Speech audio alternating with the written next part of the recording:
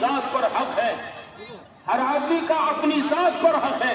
پہلا حق یہ ہے کہ اپنے آپ کو دوزخ سے بچاوے، دوسرا حق گھر والوں کا ہے، انہیں دوزخ سے بچاوے۔ یہ دوزخ سے کیسے بچیں گے؟ جب گھروں کے اندر دین ہوگا۔ دین آنے کا راستہ گھروں میں تعلیم و تربیت کا راستہ ہے۔ جماعتوں میں یہ 4 گھنٹے تعلیم اس کے لیے ہے، بوجھ نہ سمجھے اس کو، یہ ہمارے بننے کا ہے۔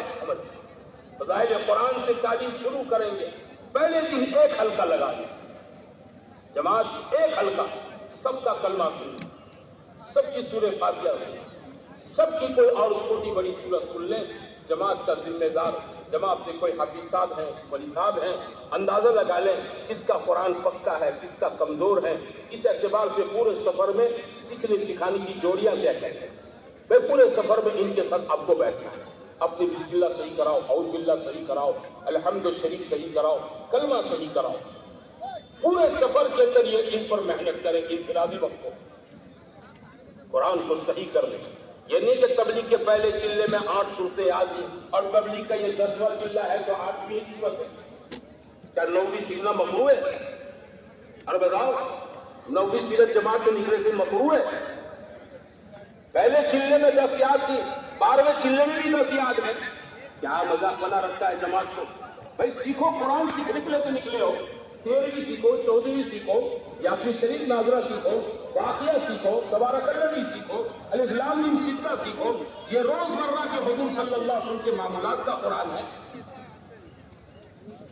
اللہ کے راستے میں نکل کر اس کو تجوید کے حلقوں میں بیٹھ کر صحیح کرنا ہے، خالی روٹین سنانا نہیں ہے کہ میں پڑھوں آپ سنیں، میں غفلت سے پڑھ رہا ہوں آپ غفلت سے سن رہے ہیں، 10 میں 10 صورتوں کا حلقہ پورا ہو گیا، آ جاؤ آ جاؤ آ جاؤ آ جاؤ، یہ نہیں ہے۔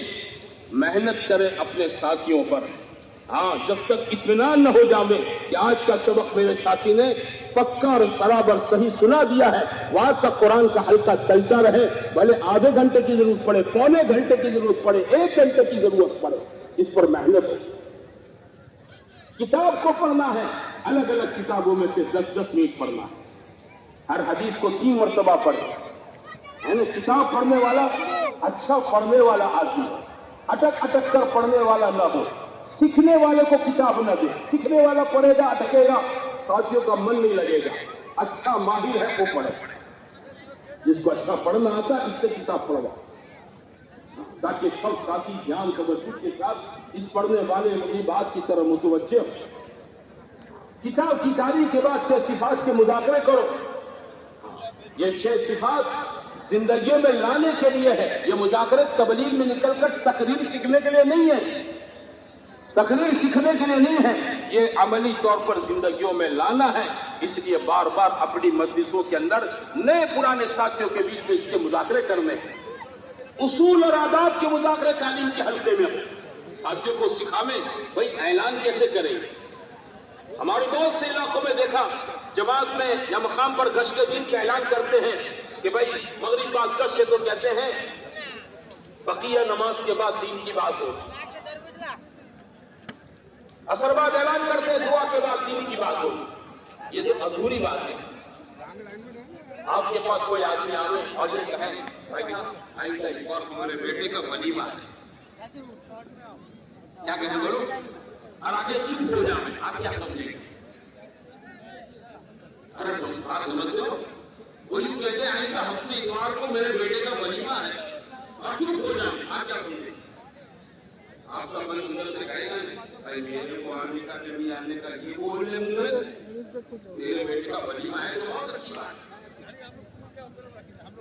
میرے بیٹے کا ولیمہ ہے، آپ وہ سمجھ لیں گے کہ مجھے کھانے کی دعوت دی، آپ اثر بعد دین کی بات ہوگی اتنا کہہ کر بیٹھ جاؤ، مجمع سمجھ لے گا ہم کو بیٹھنا ہے، بقیہ نماز کے بعد دین کی بات ہوگی، اعلان کرنے والا بیٹھ جاؤ، کیا مجمع سمجھ لے گا کہ ہم کو اس مجلس میں شریک ہونا ہے؟ پورا اعلان کرو اللہ کے راستے میں نکل کر، مقام کے اندر بھی گشتوں کے دنوں میں